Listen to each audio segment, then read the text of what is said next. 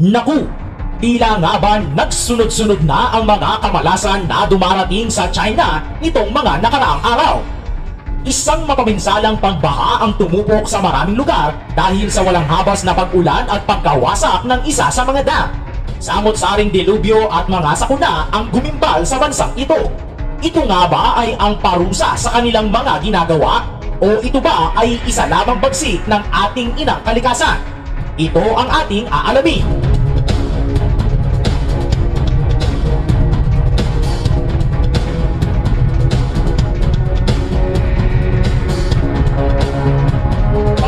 Historiador, kamakailan lamang naitala ang isang pangyayari sa isang sentro ng lungsod sa China, kung saan marami ang nagsipaglikas at humanap ng kanya-kanyang mapagtataguan. At ang dahilan ay walang iba kundi ang walang humpay na pagbaha dulot ng pagguho ng isang dam.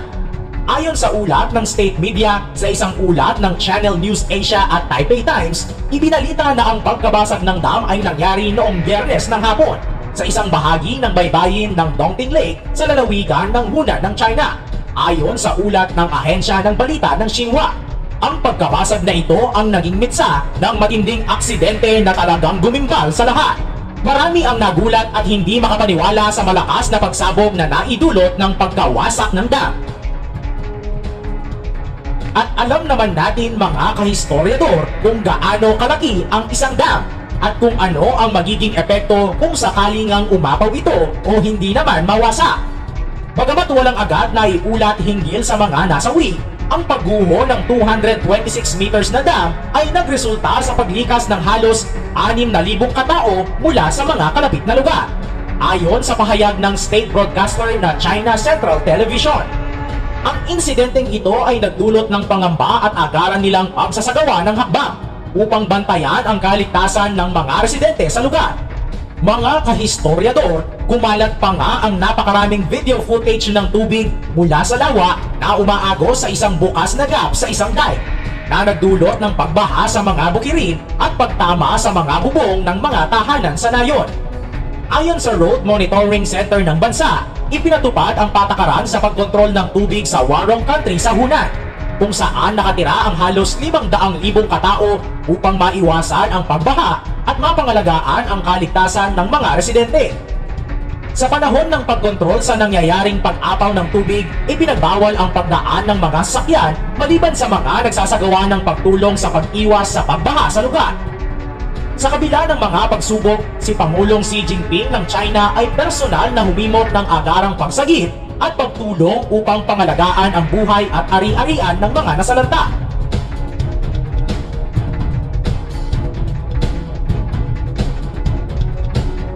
Ang Ministry of Emergency Management ng China ay nagpadala ng higit sa 800 katao, halos 150 sasakyan at 12 ng bangka upang magbigay suporta sa pagsasagip at pagtulong sa mga apektadong komunidad. Naglaan din ang sentral na pamahalaan ng dagdag na 540 milyong yuan para sa tulong sa Hunan at iba pang mga lugar na naapektuhan ng sakuna. Sa kabila ng mga pagsubok, patuloy ang China sa pagtugon sa mga hamon ng kalikasan, lalo na sa gitna ng tag-araw ng matinding lagay ng panahon at pagkakaroon ng baha sa iba't ibang bahagi ng bansa. Ang paglikas ng mga residente sa nasasakupan ng Yangtze at iba pang ilog, pati na rin ang pagtaas ng bilang ng mga nasawi at nasugatan sa iba pang mga sakuna ay nagpapakita ng kahalagahan ng agarang pagtugon at tulong sa mga kritikal na sitwasyon upang mapanatili ang kaligtasan at kapakanan ng publiko. Naganap ang matinding sakuna na ito noong July 6, 2024 sa mga lugar ng Warong at Anyang sa China. Libo-libong residente ang napilitang lumikas matapos masira ang isang dam kasunod ng malakas na pag-ulan. Ang mga nakakabahalang pangyayari na ito ay nangyari matapos ang pinsala sa pangalawang pinakamalaking freshwater lake ng China, base sa report ng state broadcaster na CCTV. Ang footage na ipinalabas ng CCTV ay nagpapakita ng epekto ng pagkasira ng dam na nagresulta sa paglipat ng mga residente sa lugar. Ayon sa pahayag ng CCTV, ang National Emergency Command Headquarters ay patuloy na sinusubaybayan ang sitwasyon at naghihintay ng pinakamahusay na pagkakataon upang maisara ang paglabag. Layunin ng mga otoridad na kumpletuhin ang pagsasara ng dam sa loob ng 6 hanggang 7 araw upang mapanatili ang kaligtasan at seguridad ng mga residente at komunidad na naapektuhan ng pangyayari. Hindi pa riyan nagtatapos dahil noong nakaraang buwan, hinagupit rin ng malakas na pag-ulan ang bansa na nagresulta sa pagtaas ng tubig at pagbaha sa malalaking probinsya ng China. Ayon sa The Guardian website, June 16, 2024, tumama ang malakas na pag-ulan sa ilang bahagi ng China, partikular sa Pingyuan Country kung saan umaabot sa average na 199 mm ang nabagsak na ulan. Ang bayan ng Sichuan ay isa sa pinakamalaking tinamaan ng ulan na may kabuuang 367 mm, kasama ang 3 iba pang mga lugar na nakaranas ng pagpasok ng ulan na higit sa 300 mm. Ang walang tigil na pag-ulan sa mga sumunod na araw na nagresulta sa matinding pagbaha, pagguho ng lupa at pagbagyo habang patuloy ang pagtaas ng level ng mga ilog tulad ng Siku at Songyuan.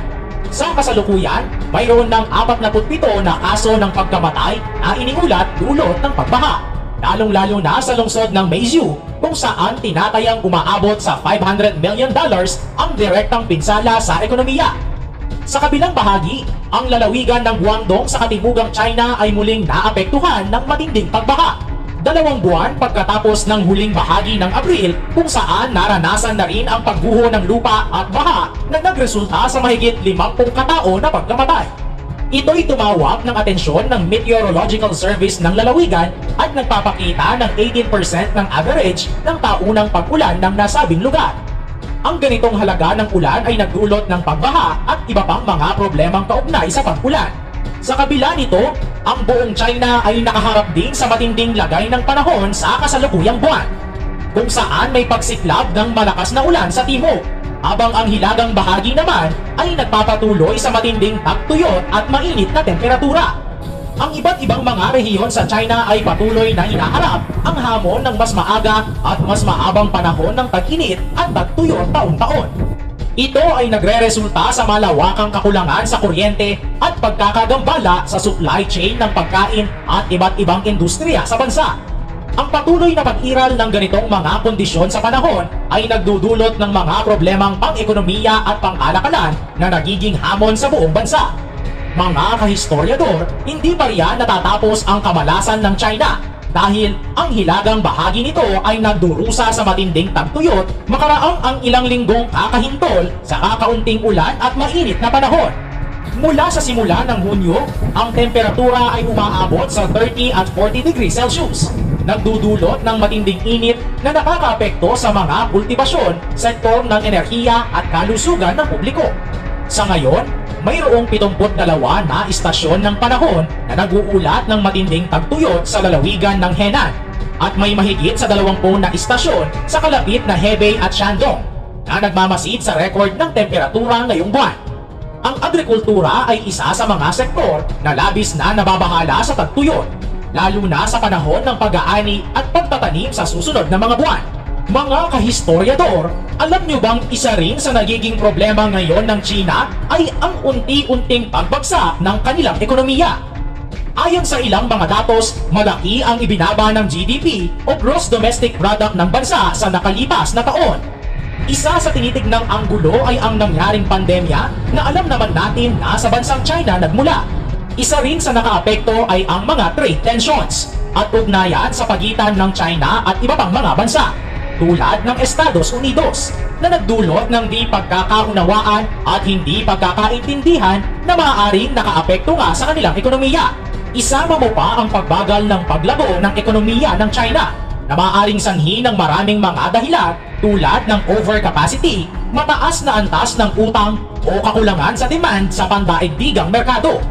Ayon sa China Times, ang pagtaas ng unemployment rate din sa kanilang bansa o pagkawala ng trabaho ng mga mamamayan ay nagdulot ng pagbawas sa pambansang kita at konsumo na nakakaapekto sa kabuuang ekonomiya ng China. Sa huli, ang mga nangyayari ngayon sa China ay hindi lamang dahil sa tinatawag na karma, kundi ito ay bunga na rin ng hindi maayos na paggamit ng teknolohiya at kapabayaan sa ating kalikasan.